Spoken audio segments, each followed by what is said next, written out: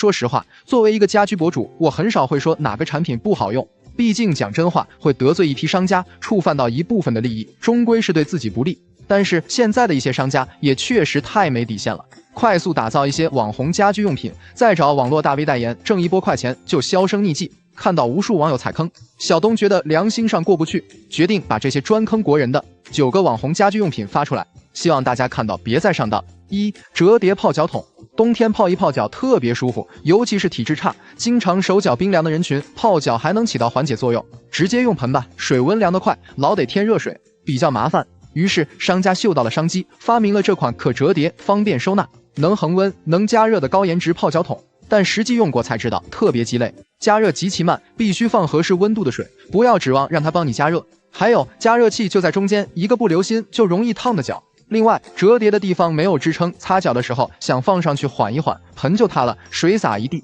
咱泡脚不就是图个放松吗？这设计简直就是反人类。2. 迷你洗衣机，还有泡脚桶的孪生兄弟折叠洗衣机，号称是给懒人用的，可以洗内衣、袜子、小孩子的衣服，还有可折叠、好收纳、不占空间的卖点。但事实上就是个很原始的半自动洗衣机，清洗、换水、脱水过程都是纯手动，浪费时间，麻烦不说，还根本洗不干净。那甩干也跟闹着玩似的，根本没用，还得自己拧干。而且容量还特别鸡肋，放5双袜子就封顶了，再放多点它就搅不动了。就说这么个玩意，说是治疗懒人专用，那真是妥妥的智商税。3. 除甲醛果冻，甲醛的危害大家都清楚，尤其刚给新房装修好的业主都很焦虑。各大网红、明星代言的除醛果冻，号称除甲醛率可以高达 95.8%， 一瓶就可以覆盖15到20平的房间，老人和小孩都可以放心用，给出的检测报告也是嘎嘎权威。但实际上这玩意想要达到它宣传的效果，条件相当苛刻。而且使用这个甲醛果冻，你还得加倍小心，因为它的主要成分是2氧化氢，有很强的氧化性。说白了，你把它放在封闭的柜子里，金属铰链、抽屉都会被腐蚀生锈。其实去除甲醛最有效的方法就是高温、高湿、多通风。4. 迷你缝纫机，就是那种小型缝纫机，还有手持的。商家在视频里介绍说，可以代替针缝缝补补，不累眼睛，不伤手，而且不挑布料，多厚的布都可以穿进去，使用也非常方便。但事实上就是个小型的玩具，根本没用，结构特别复杂不说，就那个说明书，你看10分钟都不一定能研究明白。而且是一根线，只能缝不能打结，缝完一抽就全开了，完全不管用。借用网友的话形容它就是没有底线。此外，它的质量也是不敢恭维，说白了就是纸老虎，唬人用的，还不如我家订书器好用。5. 加特林切菜器，厨房里的切菜神器加特林，号称是懒人福音。商家宣传说用它帮你切菜、切辣椒，包括葱姜蒜，特别丝滑好用，连菜板子都省了。我买了，发现被骗了，非常不好用。看视频里主播用的时候削铁如泥，但我拿到手的东西钝到不行，而且只能切葱和辣椒，切出来的还全是碎片。切个葱吧，葱叶子它还切不了，一整根葱一大半都留在机器里了，过后还得费劲巴拉的把那机器拆开，才能把葱倒出来。说白了就是个糊弄人的玩意儿。6. 折叠裤架，但凡和折叠粘上边的产品，主打的卖点都是节省空间，这个折叠裤架也不例外，号称是收纳之光，用一件衣服的空间可以收纳5件，有了它再也不用叠衣服了。但事实上它和普通衣架相比，节省衣柜的空间也就那么一丢丢，而且只能收纳不常穿的衣裤，因为拿取衣服都得先扒开，比普通的费劲多了，超级难伺候。关键是它的承重能力还有限，衣服挂多了还非常容易变形，升级版的质量也不行，别买这玩意，真的鸡肋。7. 果蔬清洗机，又是一个打着高科技口号，实际上是收割智商税的产品。商家介绍说可以去除果蔬农残，农残去除率高达 95%， 同时还能去除表面污渍。但实际上有专业的博主做过相关测试，测试结果是用清水洗和果蔬清洗机去农残的效果基本一样，但是果蔬清洗机洗过的水果表面的浮土还在，污渍根本去不掉，也就是说用它洗过的果蔬还得用手再洗一遍，这不是脱裤子放屁吗？听劝别买。8. 挤牙膏神器，很难想象真的有人会懒到连拧牙膏盖都觉得麻烦吗？但这个小东西确实在网上卖得非常火爆，介绍说是10几块就能让你体会到生活的幸福感。但说实话，我身边有买过的人，最终的结果都弃用了，就说那个智能程度真的无力吐槽。用过你就发现那个牙膏根本不能精准的落到牙刷上，而且那个牙膏接口遗漏的牙膏粘的到处都是，惨不忍睹。关键是不好清洗，稍微懒点就很难清理掉了。虽说价格便宜，但真的一点不好用。真不如手挤得干净卫生，关键是不浪费。9. 泡面店煮锅，网上卖的超火的泡面锅，商家宣传说不光能煮面，还能用来涮火锅，方便又实用。但实际用过才知道，煮个面的话还好，用它吃火锅还是算了，因为一煮开水就沸腾的不行。用网友的话说，开了盖是喷泉，盖上盖是瀑布，汤会冒出来，而且它只有开关，不能调档位，水都沸腾溅出来了，丸子还没熟呢。关键是它这个电源口还没有防水处理，那汤就直接留在电源口了，还有漏电的安全隐患，还有价格也不便宜，花几十块只能用来煮面，还不如直接桶装泡面方便，完事还不用洗碗。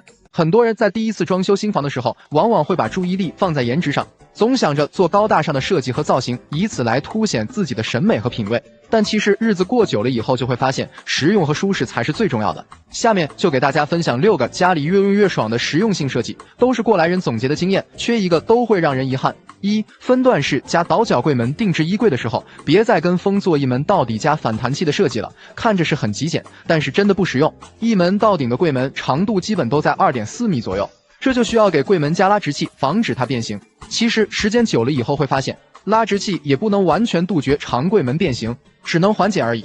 柜门一旦变形，就会出现缝隙、歪斜，关不上，到时候更难看。另外，反弹器作为免拉手设计的一个选择，也并不好用，经常要么弹不出来，要么关不上，用过的人都知道。而分段式柜门设计中，每一扇柜门长度都不太长，不需要另外加拉直器，也不会变形，省钱又耐用。柜门采用倒角的设计，既不需要明装拉手，使用起来又方便。2. 阳台洗烘套装加洗衣机伴侣。一般洗衣晾晒都是在阳台完成，在给阳台做设计的时候，强烈建议大家做洗烘套装、洗衣伴侣的组合设计，用起来真的超级爽。洗烘套装能让你在梅雨季、回南天都可以放心的洗衣服，不用担心衣服洗了干不了会潮湿发霉的情况。另外，加装一个小洗手池的设计也比较贴心实用，日常的毛巾、袜子、内衣裤等不方便直接扔进洗衣机内洗的小衣物，都可以在小洗手池清洗，然后随手在阳台晾晒，很方便。3. 杂物柜。日子过久了就会发现，家里的东西真的是越来越多，尤其是一些日用品、小件杂物，如果收纳不到位，就会显得家里乱糟糟的，很不美观。所以家里一定要有一个专门的杂物柜，用来收纳这些物件。杂物柜可以设计在阳台上，也可以把鞋柜、餐边柜或者过道柜中分出一部分来，不需要太大，宽度50至80公分左右都可。柜内可以根据自己要放置的物品进行分层规划设计，或者利用洞板收纳。即使柜内凌乱不堪，只要把柜门关上，外面依然是风轻云淡，不会影响到整体的空间视觉美感。4. 入户门口一键断电。对于强迫症或者爱忘事的人来说，经常会出了门后再返回卧室内，看看自己有没有把灯关掉，有没有把插头拔掉，这样的往返既麻烦又浪费时间，不如直接在装修做水电的时候，给入户门口设计一个一键断电的开关。一键断电的开关可以控制全屋所有的用电，出门前、回家后只需要在门口按一下开关即可断电通电，很方便。不过在设计一键断电开关时，要把冰箱以及一些其他不能断电的设备除外。5. 卧室次净衣区。你家卧室是不是经常放着一把凳子，上面堆满了各种衣服？这些衣服并不是脏的需要清洗的，而是只穿了一天还可以再穿的外套、围巾、牛仔裤等。这样的场景不仅不美观，而且也会把衣服压皱，再穿的时候也不好看。所以一定要给卧室设计一个次净衣区，专门用来收纳次净衣。最好是在设计衣柜的时候就把这个细节考虑进去，单独留出一个开放空间，与其他衣柜隔开，这样既不会污染干净的衣服，也让次净衣有了独立的空间。如果装修的时候没有考虑到位，也建议大家不要把衣服直接堆一堆，可以利用落地挂衣架把衣服一件件的挂好，这样起码衣服不会皱。6. 窗户采用内开内倒设计。根据开窗方式，可以把封窗分为2种，一种是平开窗，一种是移窗。一般来说，不建议采用移窗，隔音隔热以及密封效果都不太好，还是建议做平开窗。平开窗可以分为内开和外开，现在很多楼盘不管是高层还是洋房都不允许外开窗，有安全隐患。如果只是单纯内开的话，会占用室内空间，还容易磕碰，而内开内倒的方式就不同了。平常需要大面积通风的时候，可以采用窗户内开，如果家里有小朋友的，或者出门后担心下雨的话，就采用内倒的开窗方式，这样更实用。结语：装修的时候最好不要跟风网红设计，好用实用才是关键。以上这6个设计就属于装修中的细节设计，可以提升居家生活的舒适感，很值得借鉴。前置过滤器到底有必要安装吗？这是很多装修业主都比较关心的问题。简单来说，就相当于一个滤网安在了入户水管上，可以过滤掉水中的泥沙、铁锈、虫卵这些颗粒杂质的同时，还能保护家里的涉水电器不受堵塞。像我家房子啊，刚入住1年，花洒就堵了好几次，洗脸刷牙的水质也是越来越差，对于生活质量影响呢确实很大。后来安装了前置过滤器，家里的水质情况明显得到了改善，每次排污滤网上的杂质都是肉眼可见。所以呢，前置过滤器真是咱们家用水安全第一道防线，真的是刚需。不管是新房装修还是老房啊，都建议安装。但是如果产品选错了，那还不如不装。冲洗费事，过滤不干净还好，要真买到质量差的，漏水都是小事，严重的甚至会爆炸。那前置过滤器应该怎么选呢？我给大家总结了5点选购攻略，看完这期视频啊，保你不踩坑。1. 看过滤精度，过滤精度怎么选？滤网的过滤精度太高，会导致冲洗不干净，容易造成滤芯堵塞，影响水压。过滤精度太低呢，也不行，可能会出现漏网之鱼，起到不好的过滤效果。目前呢，行业内公认的黄金精度是40微米，认准这个参数就对了，能有效过滤的同时又不影响水压。2. 看出水流量，出水通量，买大不买小。不管你家是高层顶楼还是不梯老小区，是多个卫生间还是单个卫生间，都建议选择机身名牌标识通量6吨每小时，实测8吨每小时的，全部打开用水的时候也丝毫不会影响水压。但切记要认准机身标牌上的真实通量，很多品牌的前置宣传什么7吨8吨大通量，实际名牌却只有5吨每小时，这种啊千万别买，不然等到全屋用水的时候你就等着哭吧。3. 看材质工艺，很多前置过滤器都喜欢在用料上缩水，滤网、铜头、滤屏这3大件关乎到前置的耐用性及安全性，至关重要。滤网认准 316L 不锈钢材质，耐腐蚀，安全性也更高。滤网边缘要一体包裹式封装，不易脱丝，密封性更好。铜头要选择环保铜材质，并且认准阀头内置、食品级隔纤层这种，这样能有效避免水与铜的直接接触，不会造成水质的2次污染，才能确保用水健康。滤屏认准 Triton 材质，更抗冻、更抗压、更防爆，安全性更高。材料呢，一定要选择不含双酚 A 的，这是基础，关乎到健康。4. 看安装方式，能选万向安装的就不选定向安装的。所谓定向，就是只能固定方向安装，对安装环境限制很高，还需要各种改管加转接头，不仅安装成本增高了，而且后期还会影响过滤效果和清洗排污。像我家这种竖向的水管，就需要这种支持万向的惠尔顿前置过滤器 P0063 Plus， 它的阀头可以360度调节，能适配多角度不同的安装环境。不管是横向还是竖向或是斜向，哪怕你家的管道啊再复杂，也能轻松驾驭。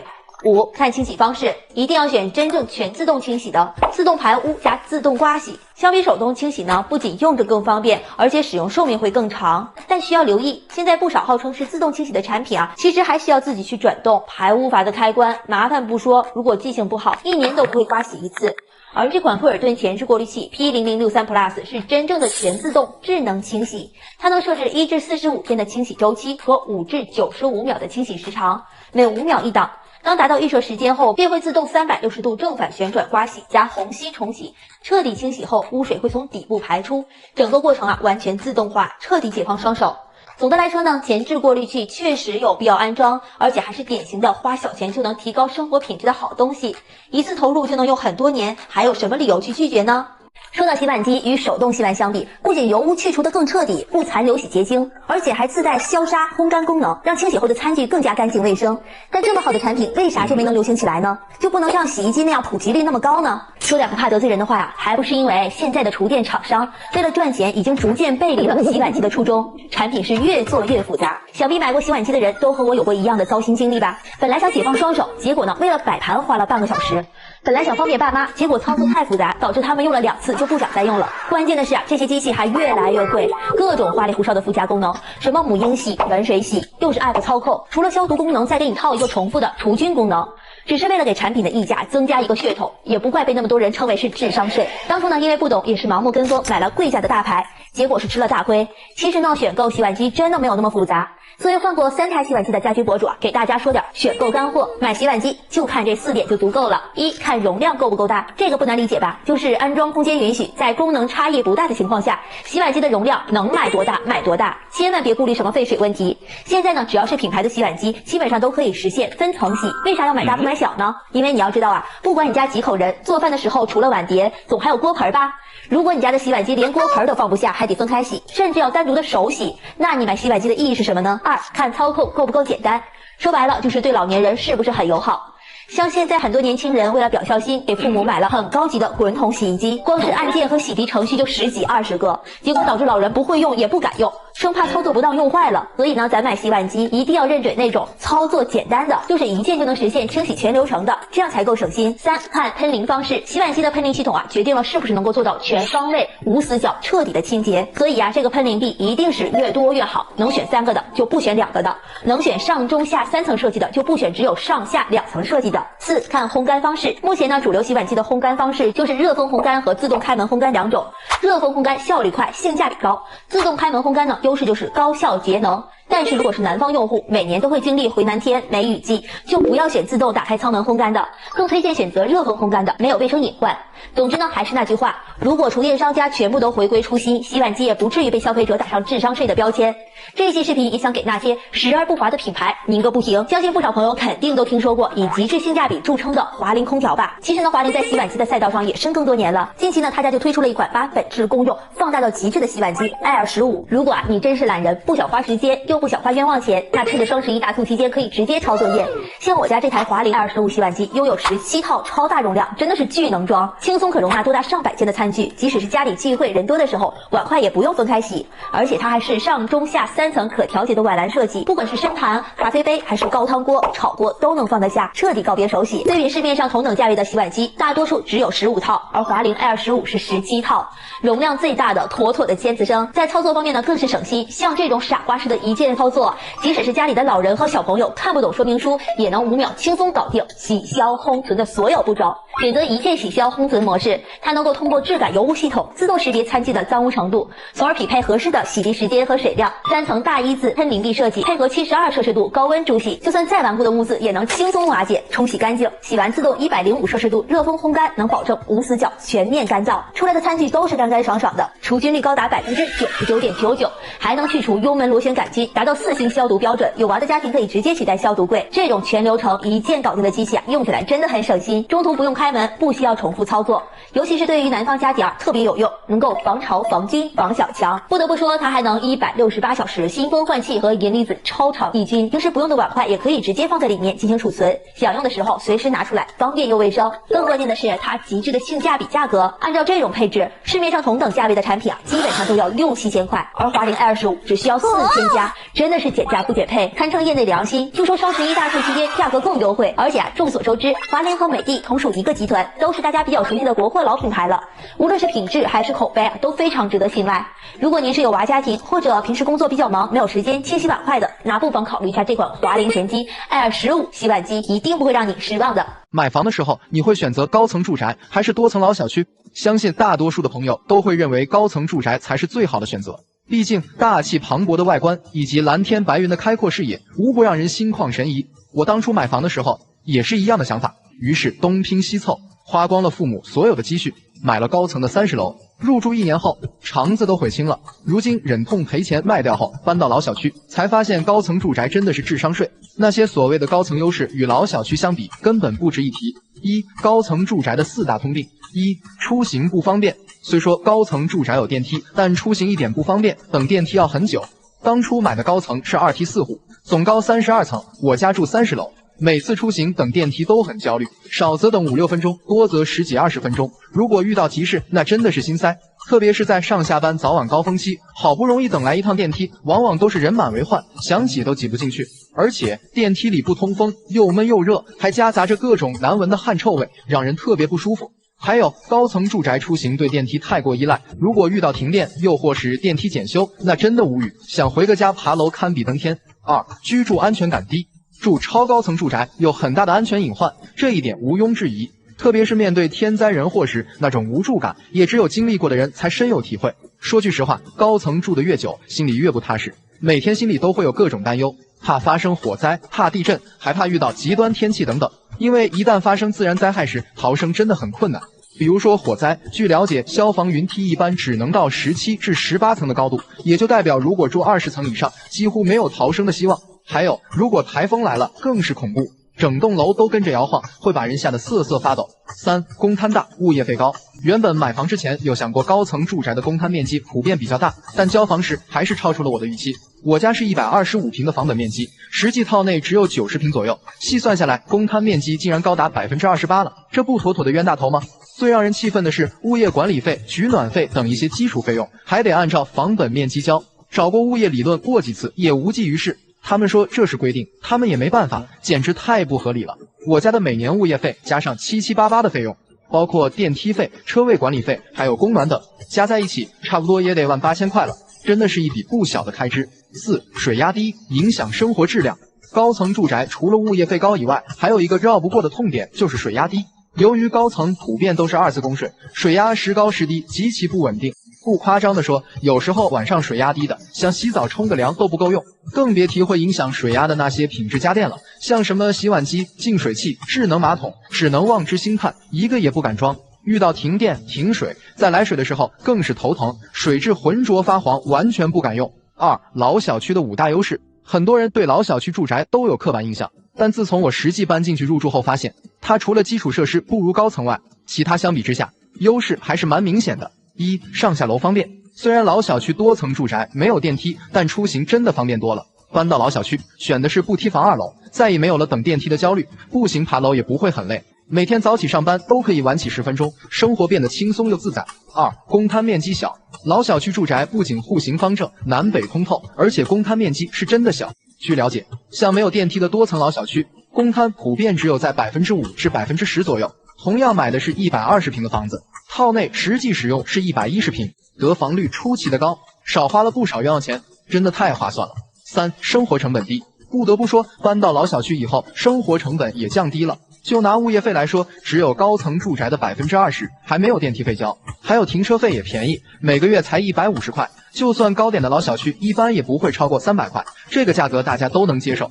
4、居住安全感高了。搬到第1层老小区住宅，居住的安全感也足了，再也没有了之前住高层的担忧和顾虑。即使遇到强风恶劣天气，楼也不会跟着晃动，安全感足了，心里也跟着踏实，也没有了电梯故障的焦虑，即便遇到紧急情况，也可以通过楼梯迅速撤离。5、周边配套设施更完善。老小区住宅周边的配套设施完善是有目共睹的，比如说公园、超市、医院、学校，甚至是游乐场，小区周边3公里之内应有尽有。平时不管是买菜、购物，还是接孩子上下学，包括看病买药，简直不要太方便，根本不用东奔西跑，开车走很远的路去找。上下班通勤出行也更方便，不管是坐公交还是坐地铁，往往下楼出了小区就是站点，想去哪就去哪。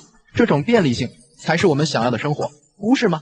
自从卖掉高层住宅搬到老小区后，家里人的精神面貌都不一样了，每天都神清气爽的，真后悔没早点搬到老小区，住着简直不要太舒服了。有一说一，经过这次换房经历，也可以预见到以后的高层住宅会越来越不受欢迎，人口密度大，升值空间小，还有诸多的安全隐患，就是妥妥的智商税住宅。对此你同意我的看法吗？以前很流行，如今却被嫌弃的不行的9个网红装修设计，听我句劝，别再盲目跟风了。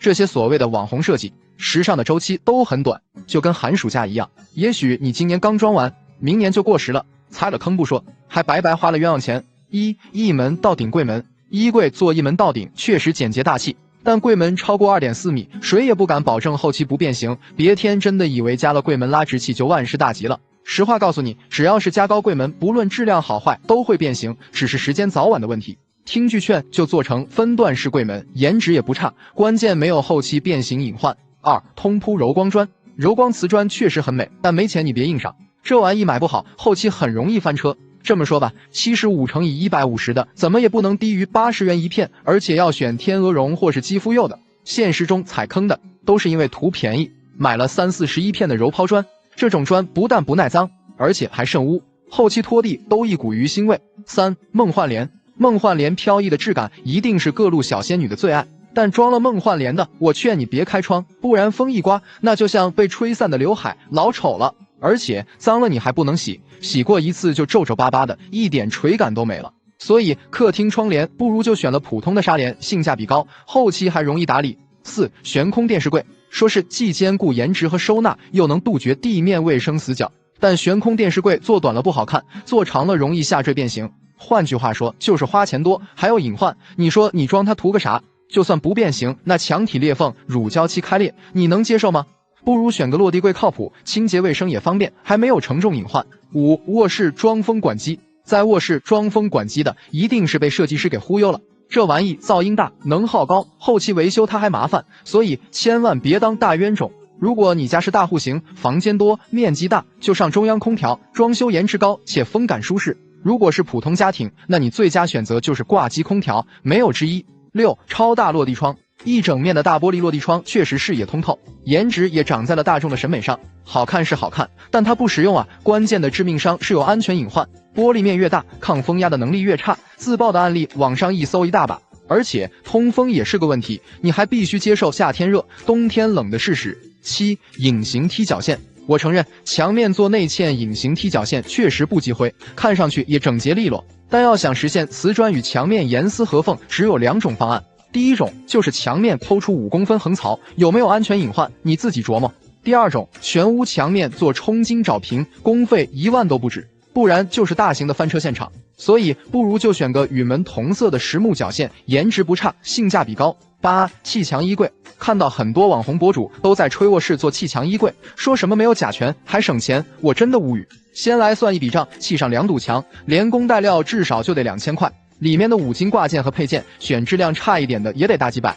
后期你还得装个推拉门吧，你说省不省钱？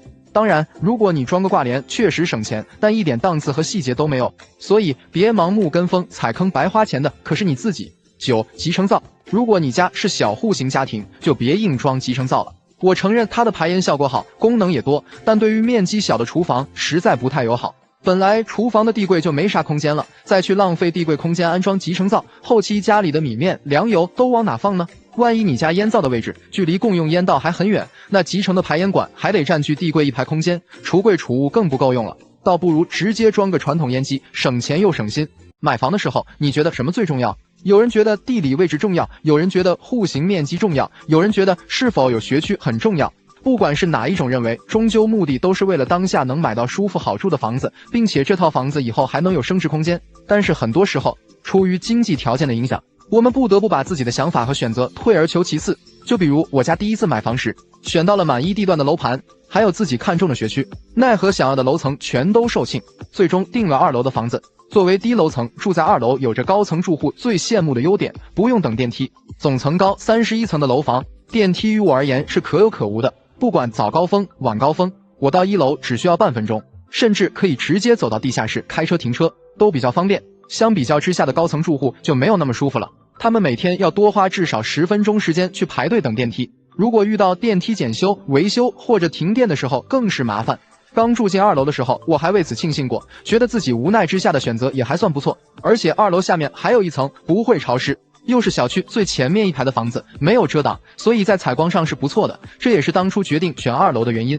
原本以为自己选到了神仙楼层，没想到入住半年后就开始后悔了。最大的原因有2个：一，特别吵，因为房子在整个小区最前面一排，小区围墙外是一条马路，虽然不是主干道，但是每天来往的车辆也不少。尤其是到了夜间，还会有大型车辆过往，车子声音很大很吵。除了马路上的车子声音外，还有小区内的声音，比如晚上10点过后，小区内部路上还经常有人散步聊天，声音听得清清楚楚。早晨晨练的大爷大妈5、6点钟就在小区内遛弯讲话的声音也很明显，对于我这种睡眠浅的人来说，真的是一种煎熬。还有早上4、5点就开始收垃圾桶清垃圾的保洁人员，他们拉着垃圾桶在小区砖地上走的声音也让人崩溃。以前一直以为只要楼上楼下的邻居不在家里吵闹，自己家就是安静的。住了2楼以后才知道，原来1楼路面上每天是如此的热闹。2反污水。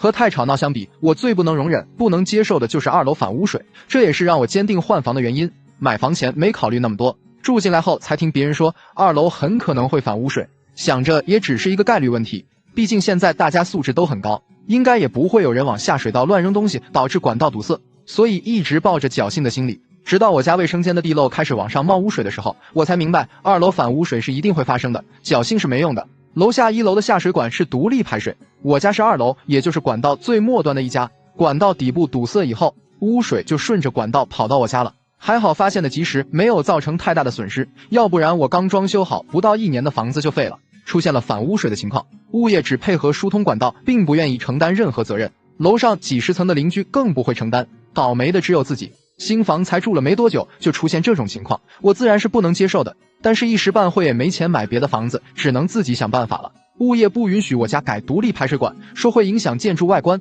楼上邻居也不同意，说这样一来污水会反到他们家。每个人都有自己的想法。不过我还是找人给家里的下水管做了小小的改动，地漏换成了带有止逆阀的单向地漏，不影响排水的同时，让底下的水上不来。马桶和所有台盆也都装了类似的单向止逆阀。这样的操作也只是治标不治本，以后还是可能会有万一的情况出现。最好的办法就是赶紧卖掉2楼的房子，换成其他楼层。为了后期能尽快把房子卖出去，特意去房产中介处咨询了一圈，按照他们的经验，2楼的房子要想快速卖掉，只能降价。也就是说，我买房加装修的钱是不可能回本的，因为大家普遍都不太喜欢2楼，就是怕反污水。更何况我家已经出现过反污水的情况了，只会更糟。买房子的时候想着自住的同时，房价还能升值。现在好了，就因为是2楼，自己不想住，卖又不好卖，真的砸手里了，成了真正的不动产。总结，买房时但凡有得选，都建议大家不要选2楼，千万不要抱着侥幸心理，因为一旦出现万一，损失的只有自己的利益。另外，如果你已经无奈之下买了2楼，切记在装修的时候让水电工在外墙预留好溢水口，每个下水口都安装好单向止逆阀，争取把自家的隐患降到最低。